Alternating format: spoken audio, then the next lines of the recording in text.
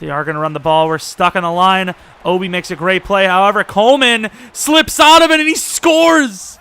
Tevin Coleman's a freak. What a damn play. What is going on, guys? We're back with another video, and we are here in our Desperados Relocation Fantasy Draft franchise. It is week 2 going against the Raiders, who are 1-0. Of course, if you didn't watch last week, Josh Allen was the week's MVP for the AFC, which was nice.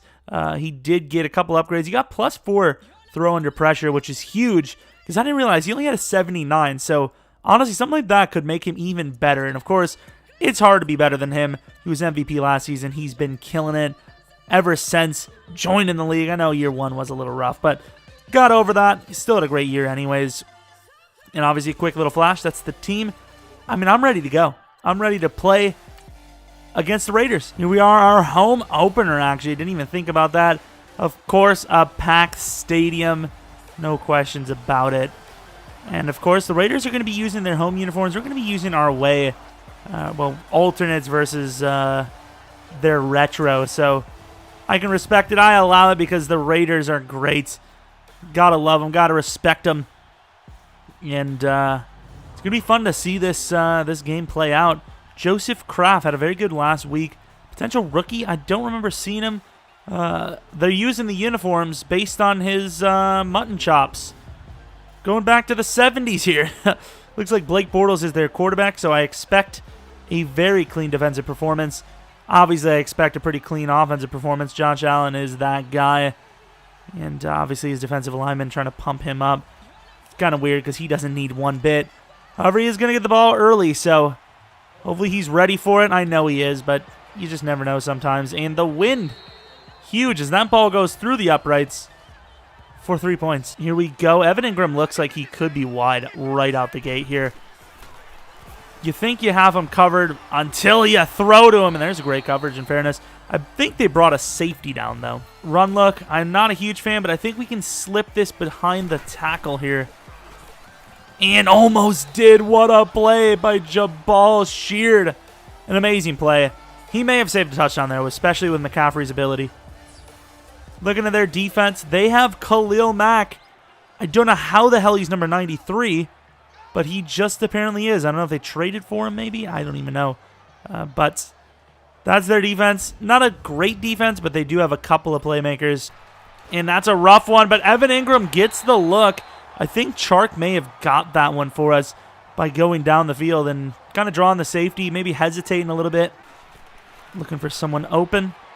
Chark down the field, and he gets hit as he throws. Not his fault, but that was easily a touchdown. They have this locked up. McCaffrey could be open, though, and Cole is not having a good time of it. He gets burned again. This time, of course, we did get the time to throw the ball. We may have had Chark as well, but I didn't like throwing across our body like that, so I didn't take it. McCaffrey, huge gainer in the receiving game, and then he does not finish it off with a touchdown. He wants career touchdown 20 on the ground, and he's not going to be able to get it, I don't think. Bo Scarborough, I don't trust on the pitch, so I'm not going to go for it. And that's picked off by Flannery.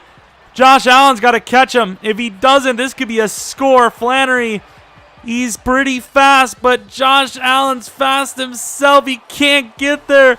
And the linebacker, Flannery, gets a pick 6 from 101 yards. I don't care what it says. That's 101. All right, here we go. McCaffrey's going to get a little bit better blocks this time. Nelson's got to re-engage. I don't know what the hell he's doing. Should have ran it from the 1. Should have just changed into a dive.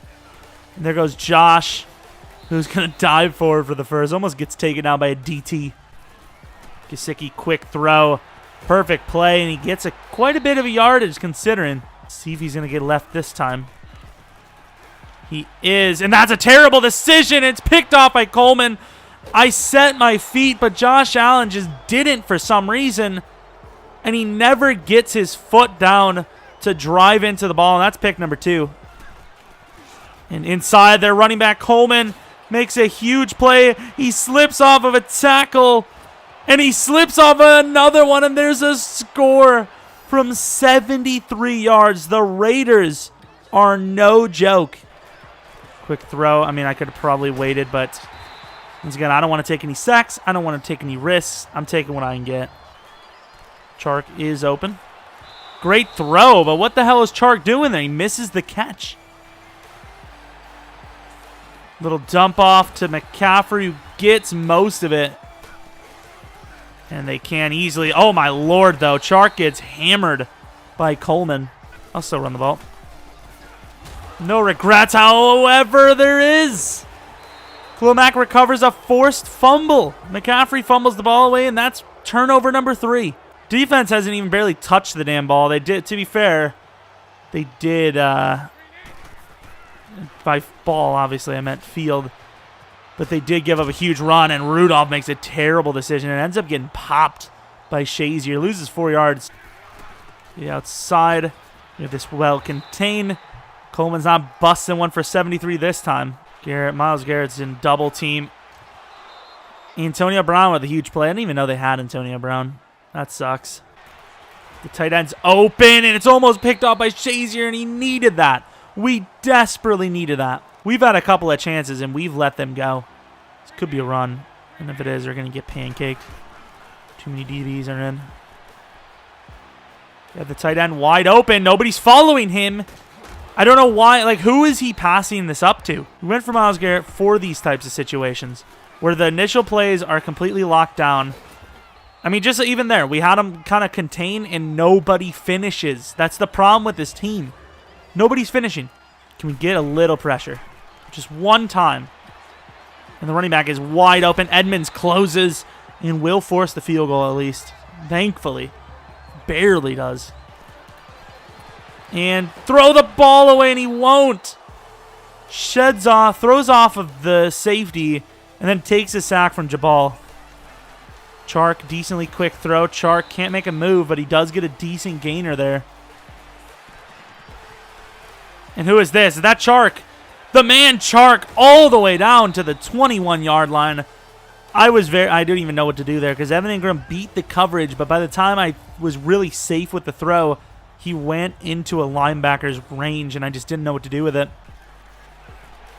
I don't like it. Toon is wide open. That's a touchdown. The youngster Toon. What are you guys doing? First touchdown of his young career. Just like that, there is a spark in the stadium. Of course, the stadium was always sparking, but there's a reason now. The diehard fans finally have a reason. We take the wrong angle, and Coleman is going to go for over 100. And inside to take another bad angle. Tevin Coleman's speed is just, it's too much. It's too much. Outside, he's wide open. Hooker, that's a great play, though, because they're now stuck at 10. They are going to run the ball. We're stuck on the line. Obi makes a great play. However, Coleman slips out of it, and he scores. Tevin Coleman's a freak. What a damn play. If you don't even have a little bit of faith in us, I don't even know what you're doing here. You aren't a part of that Desperado football. Perfect throw to Burgess. Can't make a move, but that's fine. Catching the ball and getting down the field is plenty of move we need. No real need to run, rush the ball here. Especially with McCaffrey wanting to beat. Great play by Evan Ingram in fairness, but he got taken down by the free safety. Yeah, you just can't give outside leverage. Well, you can't go for outside leverage.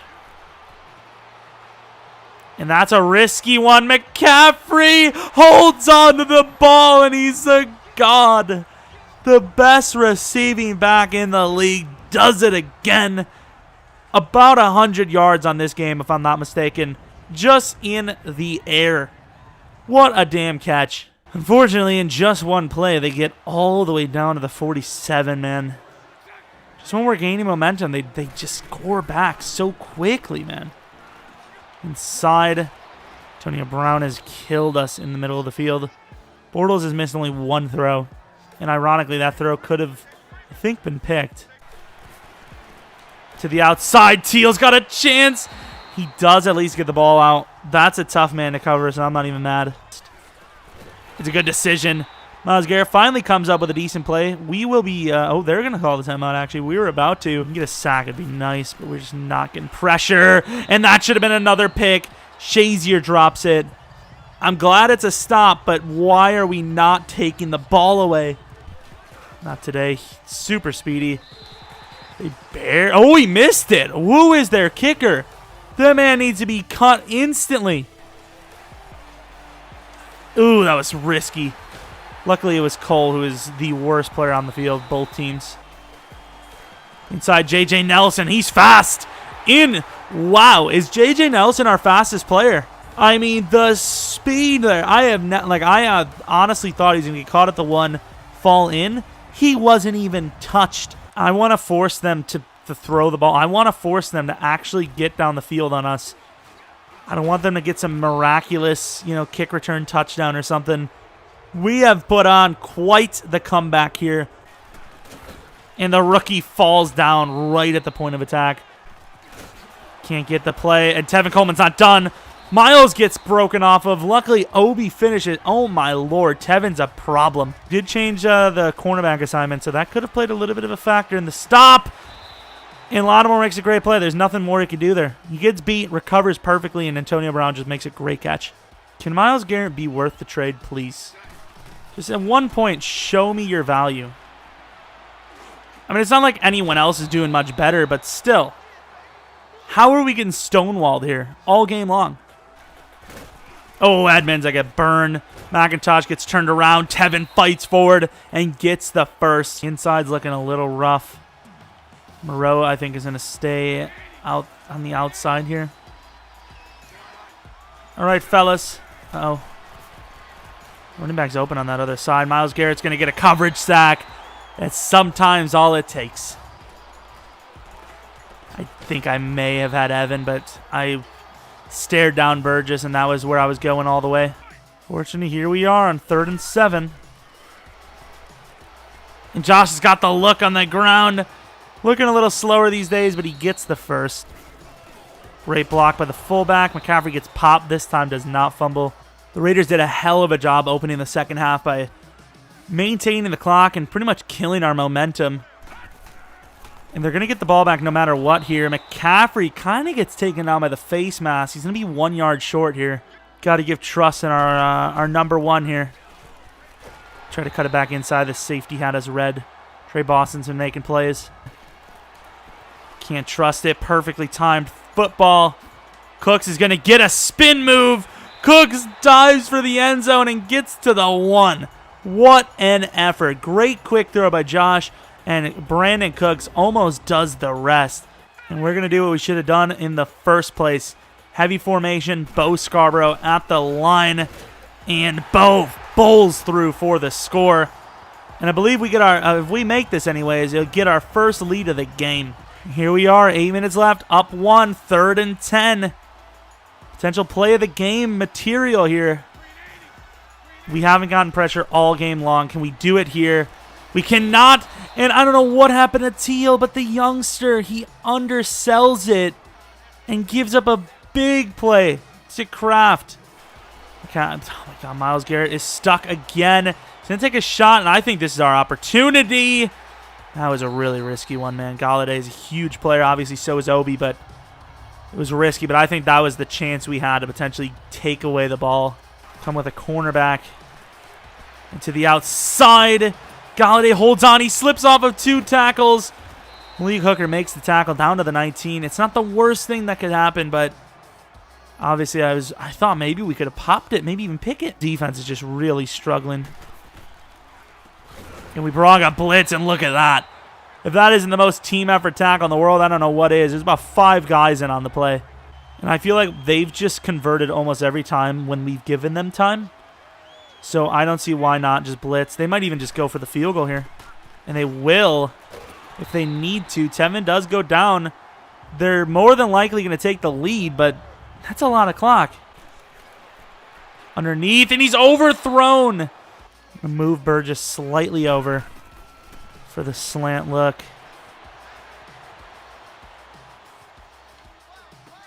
There's a good catch by Evan. Can't run through him. Can I run this ball 4th and 3? I'm trusting it. And he gets it.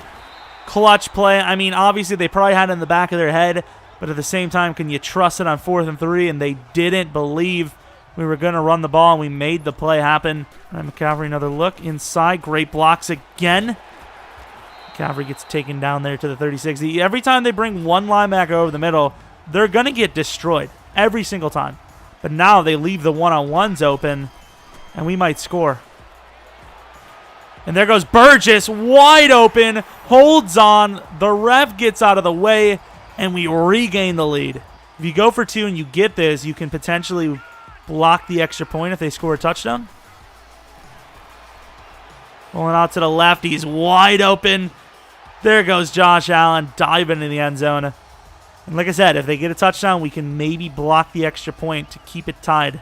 I don't think we would have enough time to drive down the field and rescore if we have to. And Shazier, man, you gotta come up with one.